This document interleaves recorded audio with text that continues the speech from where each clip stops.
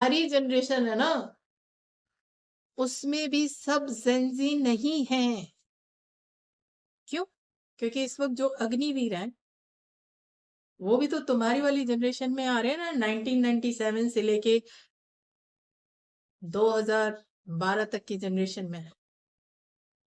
तुम 2 करोड़ खड़े हो जाओ और तुम 2 करोड़ के सामने अगर वो अग्निवीर 200 लाके खड़े कर दिए जाए ना, यकीन जानो तुम कुछ नहीं कर पाओगे।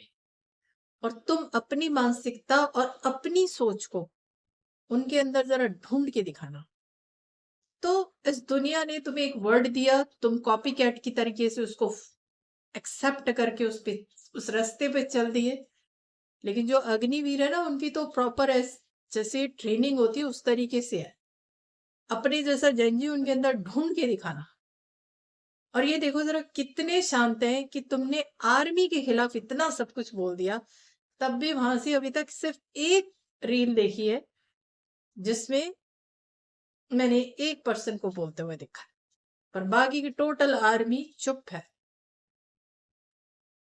है तुम्हारी ही जनरेशन से, तुमसे अलग नहीं है। तो ये तुम दोनों के बीच में इतना फर्क क्यों है? आप हमें जंजी समझाने निकले हो ना कि जंजी ही होते हैं।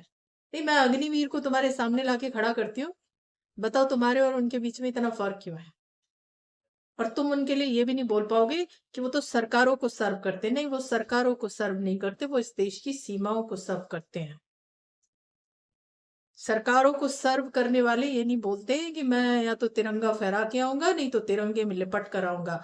और इस देश की जो तीनों सेनाएं है ना, उनका मेन स्लोगन ही यही है कि या तो तिरंगा फहरा कर आऊंगा, नहीं तो तिरंगे में लिपट कर आऊंगा।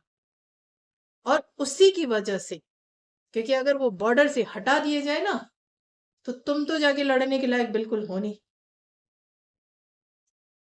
वो इस देश के बॉर्डर को सिक्योर किए हुए हैं, और उन्होंने क्योंकि सिक्योर किया हुआ है, इसलिए तुम इस देश के अंदर जो चाहे करने के लिए तैयार रहते।